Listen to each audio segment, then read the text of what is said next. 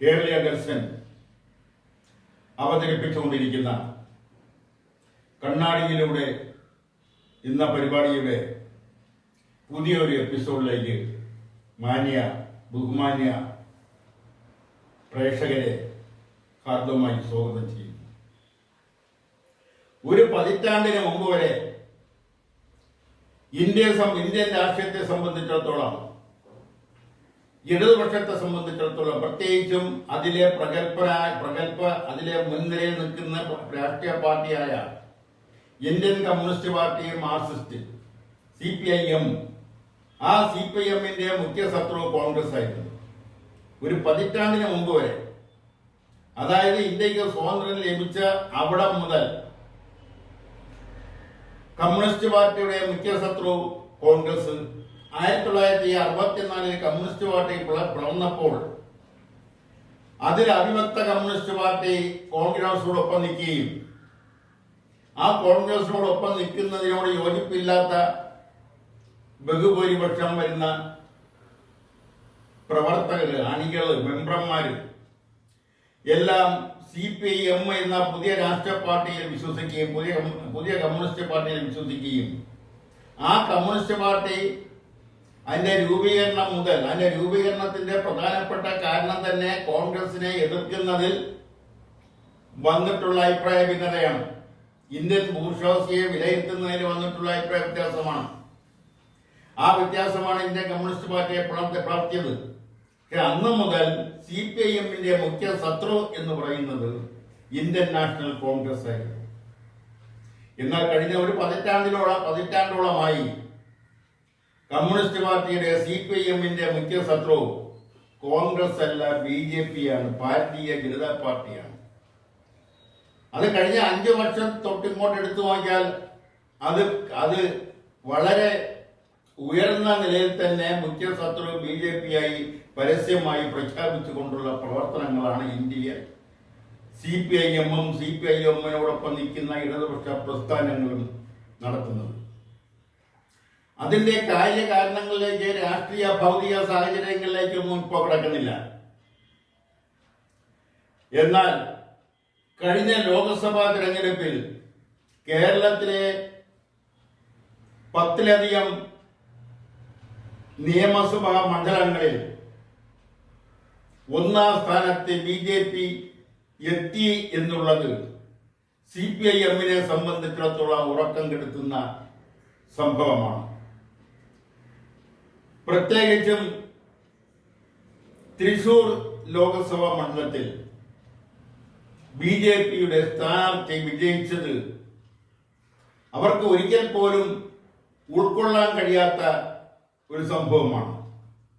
അതുപോലെ തന്നെ തിരുവനന്തപുരത്തും ഒരു കാലഘട്ടത്തിൽ ലെനിൻ സ്ക്വയർ എന്നറിയപ്പെട്ടിരുന്ന ആറ്റിങ്ങൽ, ആ പഴയ ചിറയൻകീഴ് ലോക്സഭാ മണ്ഡലം ഇന്നത് ആറ്റിങ്ങൽ ലോക്സഭാ മണ്ഡലമാണ്. ആ ലോക്സഭാ മണ്ഡലത്തിൽ BJP നേടിയ കരുത്ത് ഇതൊക്കെ തന്നെയും CPIMനെ സംബന്ധിച്ചിടത്തോളം ഉൾക്കൊള്ളാൻ കഴിയാത്ത വസ്തുതകളാണ്.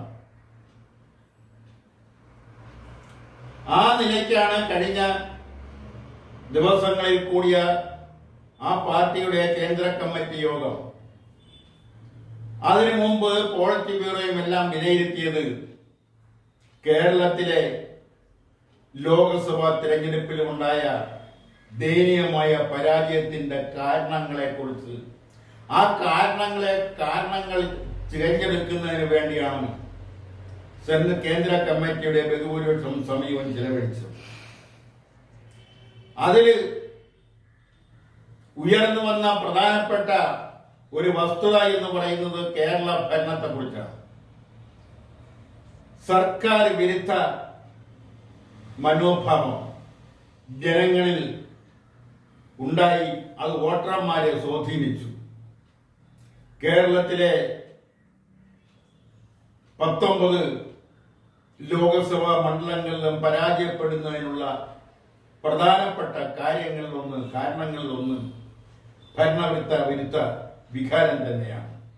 അത് ആദ്യമൊക്കെ കേരള ഘടകം അംഗീകരിക്കാൻ തയ്യാറായില്ലെങ്കിൽ തന്നെയും കേന്ദ്ര കമ്മിറ്റിയുടെ വിലയിരുത്തൽ വന്നപ്പോൾ അതവർക്ക് അംഗീകരിച്ചേ പറ്റൂ.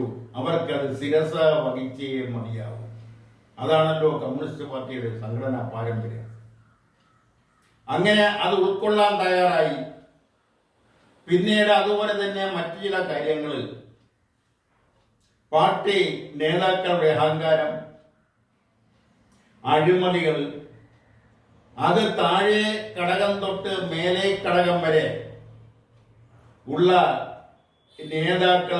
നേതാക്കളും അവരുടെ അടുത്ത ബന്ധുക്കളും നടത്തുന്ന അഴിമതികൾ, ഇതെല്ലാം ജനങ്ങൾക്ക് സഹിക്കാവുന്നതിലും അപ്പുറത്തായിപ്പോയി എന്ന വിലയിരുത്തൽ കേന്ദ്ര കമ്മിറ്റിയിൽ ഉണ്ടാകുന്നത് വരെ അത് സംസ്ഥാന കമ്മിറ്റി അംഗീകരിച്ചിരുന്നില്ല. അപ്പോഴെല്ലാം പുറമറ സൃഷ്ടിച്ചുകൊണ്ട് ജനങ്ങൾ ആക്ഷേപങ്ങൾ ഉന്നയിക്കുമ്പോൾ നേതാവിന്റെ പേരിൽ, നേതാക്കളെ ഏറ്റവും അടുത്ത ബന്ധുക്കളുടെ പേരിൽ പാർട്ടിയുടെ ഉത്തരവാദിത്തപ്പെട്ട പദവികളിൽ ഇരിക്കുന്നവർക്കെതിരെ ഒക്കെ ആരോപണങ്ങൾ ഉന്നയിക്കുമ്പോൾ അതെല്ലാം ഏതെങ്കിലും വിധത്തിൽ പുകമറ സൃഷ്ടിച്ചുകൊണ്ട് മൂടിവെക്കാനാണ് കേരളത്തിലെ സംസ്ഥാന ഘടകമടക്കമുള്ള ഘടകങ്ങൾ ശ്രമിച്ചത്. സഹകരണ മേഖലയിലെ അഴിമതികൾ, ഇതുവരെ പുറത്തു വന്ന അഴിമതികൾ തന്നെ പലതും ഞെട്ടിക്കുന്നതാണ്. ഒരു ജില്ലാ കമ്മിറ്റി അനധികൃതമായി 29 കോടി രൂപ, ആ 29 കോടി രൂപ ED കണ്ടുകെട്ടാൻ പോകുന്നല്ലേ, കണ്ടുകെട്ടി. ഒരു ജില്ലാ കമ്മിറ്റിക്ക് 29 കോടി രൂപ എവിടെ നിന്നാണ് വന്നത്? സാധാരണ ജനം, സാധാരണ പാർട്ടി പ്രവർത്തകർ, പാർട്ടി അനുഭാവികൾ, അതെല്ലാം ആശയപരമായിട്ടായിരിക്കും ചിന്തിക്കുന്നത്. ഒരു കാലഘട്ടത്തിൽ, അതായത് അടിയന്തരാവസ്ഥ 1980 വരെ, 82 വരെയും CPIM-ന്റെ പല കമ്മിറ്റി ഓഫീസുകളിലും കറണ്ട് ഇല്ലായിരുന്നു. കറണ്ട് ഇല്ലാതിരുന്നു എന്ന് പറയുമ്പോൾ അവിടെ ഇലക്ട്രിസിറ്റി ബോർഡ് കറണ്ട് കൊടുക്കാഞ്ഞിട്ടല്ല, അവിടെ ഇലക്ട്രിഫിക്കേഷൻ ഇല്ലാഞ്ഞിട്ടല്ല. ഇലക്ട്രിക് ബില്ലിന്റെ കുടിശ്ശിക 1, 2, 3 ഒക്കെ ആയപ്പോൾ CPIM-ന്റെ CIT തൊഴിലാളികൾക്ക് തന്നെ ഫീസ് ഊരേണ്ടി വന്നു എന്നുള്ളതാണ് സത്യം. കാരണം അവർക്ക് സഹായിക്കുന്നതിനെല്ലാം പരിമിതി ഉണ്ടായിരുന്നു. അതെല്ലാം കഴിഞ്ഞപ്പോൾ ആണ് അവർ ഫീസ് ഊരേണ്ടി വന്നത്. അങ്ങനെയാണ് CPIM-ന്റെ പല ഓഫീസുകളിലും കറണ്ട് ഇല്ലാത്ത ഒരു കാലഘട്ടം ഉണ്ടായിരുന്നത്. ഇന്നാണെങ്കിലോ അന്നെല്ലാം ഓരോ ജില്ലാ കമ്മിറ്റി തൊട്ട് ജില്ലാ കമ്മിറ്റിയിലേക്കായാലും ഏരിയ കമ്മിറ്റിയിലേക്കായാലും ലോക്കൽ കമ്മിറ്റിയിലേക്കായാലും ബ്രാഞ്ച് കമ്മിറ്റിയിലേക്കായാലും ഏതെങ്കിലും സൈക്കിൾ വാടകയ്ക്ക് എടുത്തുകൊണ്ടാണ് അതിലെ അംഗങ്ങൾ കമ്മിറ്റിക്ക് എത്തുന്നത്. കാരണം കമ്മിറ്റി കഴിഞ്ഞ് തിരിച്ചു പോകുമ്പോഴത്തേന് ബസ് സർവീസ് എല്ലാം നിലച്ചിരിക്കും. അതുകൊണ്ടാണ് സൈക്കിൾ വാടകയ്ക്ക് എടുത്തുകൊണ്ട് വരുന്നത്. ഇന്ന് ആ സ്ഥാനത്ത് ആഡംബര കാറുകൾ സ്ഥാനം പിടിച്ചിരിക്കുന്നു, സ്വന്തമായി കാറ്. ഈ നിലയിൽ ഭരണത്തിന്റെ ശീതളച്ചായയിൽ സുഖലോലുപമായ ജീവിത ശൈലി അവരിൽ എങ്ങനെയോ കടന്നു വന്നിരിക്കുന്നു. അത് ഉടനെയൊന്നും മാറ്റിയെടുക്കാൻ ഒരു പ്രസ്താവന കൊണ്ടോ, ഒരു തീരുമാനം കൊണ്ടോ, ഒരു സർക്കുലർ കൊണ്ടോ, ഒരു പാർട്ടി ക്ലാസ് കൊണ്ടോ അത് പെട്ടെന്ന് മാറ്റിയെടുക്കാൻ കഴിയില്ല. കാരണം അതൊരു വല്ലാത്ത നിലയിലേക്ക് വളർന്നിരിക്കുന്നു. അതിന് കാരണം എന്താണ്? അതിന് കാരണക്കാർ എന്താണെന്ന് ചോദിച്ചാൽ ആ രാഷ്ട്രീയ പ്രസ്ഥാനത്തിന്റെ നേതൃത്വം തന്നെയാണ് അതിന് കാരണം. കേരളത്തിൽ ഏറ്റവും കൂടുതൽ സ്വന്തമായി രാഷ്ട്രീയ പാർട്ടിയുടെ ഓഫീസുള്ള സ്വന്തം പാർട്ടി ഓഫീസുകളുടെ എണ്ണത്തിൽ ഏറ്റവും കൂടുതൽ CPIM ആണ്. അതുപോലെ തന്നെ മറ്റ് അവരുടെ ബഹുജന സംഘടനകള്, വർഗ സംഘടനകളിലെല്ലാം തന്നെയും അവരുടെ ഓഫീസുകളെല്ലാം തന്നെയും കോടാനുകോടി വിലയുള്ളതാണ്. പ്രസിദ്ധീകരണങ്ങളുടെ കാര്യത്തിൽ അവരുടെ ഓരോ ബഹുജന സംഘടനകൾക്കും ഓരോ വർഗ സംഘടനകൾക്കും അവരുടേതായ മുഖപത്രങ്ങളുണ്ട്. അവരുടെ ചാനല്, ആ ടി വി ചാനൽ ഇന്ന് ഇന്ത്യയിലെ ഏറ്റവും മികച്ച ടി വി ചാനലായി വളർന്നു കഴിഞ്ഞിരിക്കുന്നു. അതിലുള്ള പല ഉപകരണങ്ങളും അത്യാധുനിക ഉപകരണങ്ങളാണ്. മറ്റ് ഒരു ചാനലിനും മറ്റ് കോർപ്പറേറ്റുകളുടെ ചാനലുകൾ, ഭൂഷാസിയുടെ ചാനലുകളൊന്നും ഇല്ലാത്ത, അവർക്കൊന്നും നേടാൻ കഴിയാത്ത, അവർക്കൊന്നും വാങ്ങാൻ കഴിയാത്ത അത്യാധുനിക ഉപകരണങ്ങൾ ഒരു ഇടതുപക്ഷ ഒരു കമ്മ്യൂണിസ്റ്റ് പാർട്ടിയുടെ ടി വി ചാനലിലുണ്ട്. ചാനൽ പ്രവർത്തിക്കുന്നതെല്ലാം ആ ഉപകരണത്തിന്റെ സഹായത്തോടെയാണ്. ഇതെല്ലാം വിമർശനപരമായി, ഇതെല്ലാം ആയിക്കൂടെ നല്ല പറയുന്നത്, പക്ഷെ ഇതെല്ലാം വിമർശനപരമായി വിലയിരുത്തിക്കൊണ്ട് അതെല്ലാം പ്രസ്ഥാനത്തെ എന്തുമാത്രം വളർത്തി എന്നുള്ളത് കഴിഞ്ഞ ലോക്സഭാ തെരഞ്ഞെടുപ്പിലെ വോട്ടിംഗ് പാറ്റേൺ മാത്രം നോക്കിയാൽ മതിയാകും.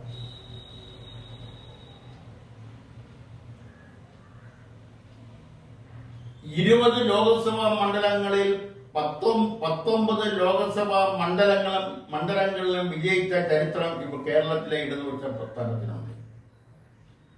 ആ ഇടതുപക്ഷ പ്രസ്ഥാനമാണ് ഇന്ന് ഒരു സീറ്റിൽ ഒതുങ്ങി നിൽക്കുന്നത്.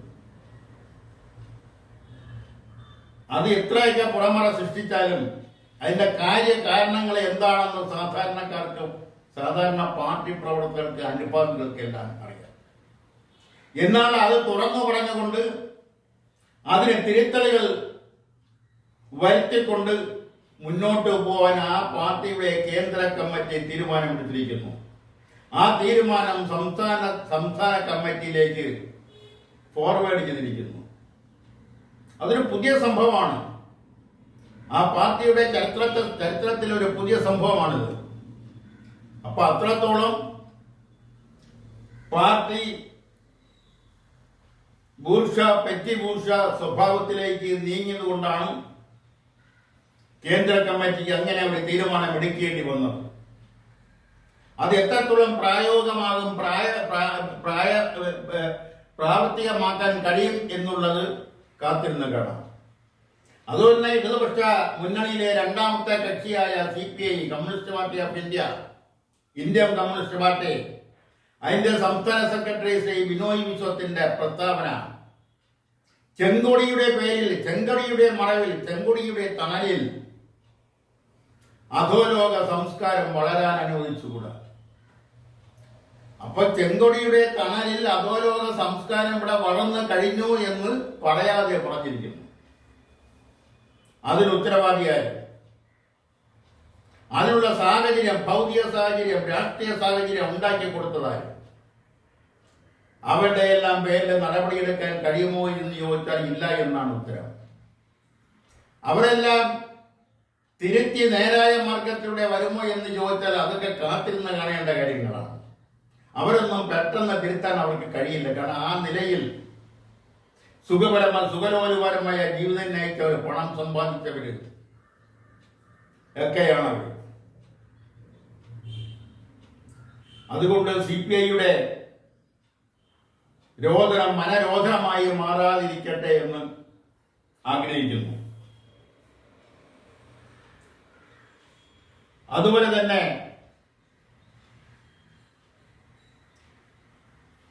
CPIയുടെ സംസ്ഥാന സെക്രട്ടറി ബിനോയ് വിശ്വം എടുത്തു പറഞ്ഞൊരു കാര്യം, കേരളം കണ്ട ഏറ്റവും നല്ല മുഖ്യമന്ത്രി ശ്രീ C. അച്യുത മേനോൻ ആണെന്ന്. ഇത് അദ്ദേഹത്തിന്റെ വിലയിരുത്തലാവാം, അതല്ലെങ്കിൽ അദ്ദേഹത്തിന്റെ പാർട്ടിയുടെ വിലയിരുത്തലാവാം. 1957 EMSനൊന്നും ഇവിടെ വിലയില്ലേ എന്നാരെങ്കിലും ചോദിച്ചു പോയാൽ ആ ചോദ്യം കേട്ടില്ല നടക്കുക. 1969 അവസാനം മുതൽ 1977 വരെ അടിയന്തരാവസ്ഥ പിൻവലിക്കുന്നത് വരെ, ജനതാ ഭരണം കേന്ദ്രത്തിൽ അധികാരത്തിൽ വരുന്നതുവരെ അദ്ദേഹം ഏകദേശം 7 വർഷത്തോളം C. അച്യുതമേനോൻ കേരളത്തിന്റെ മുഖ്യമന്ത്രിയായിരുന്നു. ഈ 7 വർഷം കേരളത്തിന്റെ ആഭ്യന്തര വകുപ്പ് മന്ത്രി എന്ന് പറയുന്നത് ശ്രീ K. കരുണാകരനായിരുന്നു. അന്ന് മുഖ്യമന്ത്രിയെ ഒരു റബ്ബർ സ്റ്റാമ്പാക്കിക്കൊണ്ട് കേരളം ഭരിച്ചത് ശ്രീ കെ കരുണാകരനാണെന്നുള്ള ആശയവും അന്നും ഇന്നും നിലനിൽക്കുന്നുണ്ട്. അന്ന് ഇവിടുത്തെ ടോർച്ചർ ക്യാമ്പുകളിൽ കേട്ട മനുഷ്യന്റെ നിലവിളികൾ, ലോക്കപ്പുകളിൽ നിന്ന് ഉയർന്നു വന്ന നിലവിളികൾ, ജീവൻ നഷ്ടപ്പെട്ടവർ, 28 ചെറുപ്പക്കാരുടെ ജീവൻ അന്ന് ടോർച്ചർ ക്യാമ്പുകളിലും പോലീസ് ലോക്കപ്പുകളിലുമായി നഷ്ടപ്പെട്ടു. അതൊന്നും സി പി ഐക്ക് പെട്ടെന്ന് മറക്കാൻ കഴിയുമെന്ന് തോന്നുന്നില്ല. അതാണ് എനിക്ക് ബിനോയ് വിശ്വത്തിന്റെ ആ ഒരു അഭിപ്രായത്തെക്കുറിച്ച് പറയാനുള്ളത്. മറ്റൊന്നുള്ളത് കെ സുരേന്ദ്രന്റെ ഒരു പ്രസ്താവനയാണ്. BJPയുടെ സംസ്ഥാന president K Surendran. Shri K Surendran പറഞ്ഞത്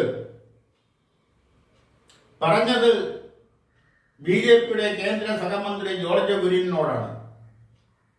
മത മേലധ്യക്ഷന്മാരിലല്ല വിശ്വാസം അർപ്പിക്കേണ്ടത്, വിശ്വാസികളിലാണ് വിശ്വാസം അർപ്പിക്കേണ്ടത്, അവരുടെ കാര്യങ്ങളാണ് ശ്രദ്ധിക്കേണ്ടതെന്നാണ്. അതോടൊപ്പം തന്നെ കെ സുരേന്ദ്രൻ തുറന്നു പറഞ്ഞ മറ്റൊരു കാര്യമുണ്ട്. കഴിഞ്ഞ ലോക്സഭാ തെരഞ്ഞെടുപ്പിൽ ലാറ്റിൻ കത്തോലിക്കരുടെ വോട്ട് BJPക്ക് കിട്ടിയില്ല. അതിന് അദ്ദേഹം ഒരു ഉദാഹരണം എടുത്തു പറയുകയും ചെയ്തു. ആറ്റിങ്ങൽ ലോക്സഭാ മണ്ഡലത്തിലെ ചിറയൻകീഴ് നിയോജക മണ്ഡലത്തിൽ ഉൾപ്പെടുന്ന അഞ്ചുതെങ്ങ് പ്രദേശത്തുള്ള ലാറ്റിൻ കത്തോലിക്കയുടെ വോട്ടാണ് ഉദാഹരണമായി ശ്രീ കെ സുരേന്ദ്രൻ എടുത്തു പറഞ്ഞത്. ആറ്റിങ്ങലിലെ 5 തെങ്ങ് മാത്രമല്ല, കേരളത്തിലെ തീരപ്രദേശങ്ങളിലെ ജനങ്ങളിൽ ഏറ്റവും കൂടുതൽ സ്വാധീനമുള്ളത് മത മേലധ്യക്ഷന്മാർക്ക് തന്നെയാണ്. അവിടെയൊന്നും ഒരു രാഷ്ട്രീയ പ്രസ്ഥാനത്തിനോ, ഇടതുപക്ഷ രാഷ്ട്രീയ പ്രസ്ഥാനത്തിനോ വലതുപക്ഷ രാഷ്ട്രീയ പ്രസ്ഥാനത്തിനോ BJPക്കോ ഒന്നും സുതാര്യമായി കടന്നു ചെല്ലാൻ ഇന്നും കഴിയില്ല. അവിടെയെല്ലാം നിയന്ത്രിക്കുന്ന മതമേലധ്യക്ഷന്മാർ തന്നെയാണ്. മതമേലധ്യക്ഷന്മാർ പറയുന്നതാണ് തീരപ്രദേശങ്ങളിലെ ജനങ്ങൾ അനുസരിക്കുന്നത്. മതമേലധ്യക്ഷന്മാർ പറയുന്നവർക്കാണ് അവർ വോട്ട് ചെയ്യുന്നത്.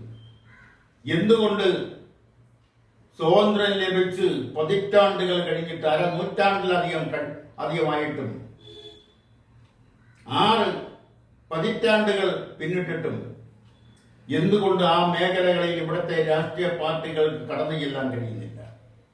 അവിടുത്തെ ജനങ്ങളെ പാർട്ടിയിലേക്ക് ആകർഷിക്കാനും പാർട്ടിയിൽ അംഗത്വം കൊടുത്തുകൊണ്ട് പാർട്ടിയുടെ പ്രവർത്തകരാക്കി മാറ്റാനും എന്തുകൊണ്ട് കഴിയുന്നില്ല? ഒരു രാഷ്ട്രീയ പാർട്ടിയും അതിൽ നിന്ന് ഒഴിച്ചു നിർത്താനാവില്ല. അതിനെക്കുറിച്ച് വളരെ എല്ലാ കാര്യങ്ങളും ശാസ്ത്രീയമായി പഠിക്കുകയും ശാസ്ത്രീയമായി വിശകലനം ചെയ്യുകയും ശാസ്ത്രീയമായ തീരുമാനങ്ങൾ എടുക്കുകയും ശാസ്ത്രീയമായി തന്നെ നടപ്പാക്കുകയും ചെയ്യുമെന്ന് അവകാശപ്പെടുന്ന രാഷ്ട്രീയ പാർട്ടികൾക്ക് എന്തുകൊണ്ട് തീരപ്രദേശങ്ങളിലെ ഈ അവസ്ഥ ശാസ്ത്രീയമായ കാഴ്ചപ്പാടുകൂടെ നോക്കിക്കണ്ടുകൂടാ? ശാസ്ത്രീയമായി അതിന് പരിഹാരം കണ്ടുകൂടാ? അതിനുവേണ്ടി എന്തുകൊണ്ട് ശ്രമിച്ചുകൂടാ? ഇതെല്ലാം ചോദ്യചിഹ്നങ്ങളായി അവശേഷിക്കുക മാത്രമാണ് ചെയ്യുന്നത്. തീരപ്രദേശങ്ങളിലെ വിദ്യാഭ്യാസമുള്ളവര് അവർ വിദ്യാഭ്യാസം കഴിഞ്ഞാൽ അവരെ പാശ്ചാത്യ രാഷ്ട്രങ്ങളിലേക്ക് ജോലിക്ക് വേണ്ടി അയക്കുന്നു. അല്ലെങ്കിൽ അവർ പഠിച്ചുകൊണ്ടിരിക്കുമ്പോൾ തന്നെ പാശ്ചാത്യ രാഷ്ട്രങ്ങളാണ് അവരുടെ മനസ്സിൽ. അതൊരു മായയായി നമ്മുടെ വിദ്യാർത്ഥി സമൂഹത്തിൽ വളർന്നു കഴിഞ്ഞിരിക്കുകയാണ്. പല ഭാഗത്തു നിന്നും അതിന് പ്രോത്സാഹനങ്ങളും സർക്കാർ നിലയിൽ പോലും പ്രോത്സാഹനങ്ങൾ ലഭിക്കുന്നുണ്ട്. ഇവിടത്തെ സാധാരണക്കാരൻ കൊടുക്കുന്ന നികുതി, സാധാരണക്കാരന്റെ പൈസ കൊണ്ട് ലക്ഷങ്ങൾ മുടക്കി പഠിപ്പിച്ച ഡോക്ടർമാര്, എഞ്ചിനീയർമാര്, ശാസ്ത്രജ്ഞന്മാര്, നഴ്സുമാര് അവരെല്ലാം പഠിച്ചുകൊണ്ടിരിക്കുമ്പോൾ തന്നെ പാശ്ചാത്യ രാഷ്ട്രങ്ങളാണ് അവിടെ മനസ്സിൽ. പഠിച്ച് പാസ്സായാൽ അവിടെ ഇന്റേൺഷിപ്പിന് പോലും കാത്തു നിൽക്കാതെ പാശ്ചാത്യ രാഷ്ട്രങ്ങളിലേക്ക് പോകാനും അവിടെ ജോലി ചെയ്ത് അവിടുത്തെ പൗരത്വം സ്വീകരിച്ചുകൊണ്ട് അവിടുത്തെ ജീവിത രീതിയുമായിട്ട് അവിടുത്തെ സംസ്കാരവുമായിട്ട് ഇണങ്ങിച്ചേർന്ന് സഹകരിച്ച് പോകാനാണ് അവർ ആഗ്രഹിക്കുന്നത്. ഇതിനെക്കുറിച്ചും ഒരു രാഷ്ട്രീയ പാർട്ടിയും കാര്യക്ഷമമായി ചിന്തിക്കുന്നില്ല എന്നുള്ളതാണ് വസ്തുത.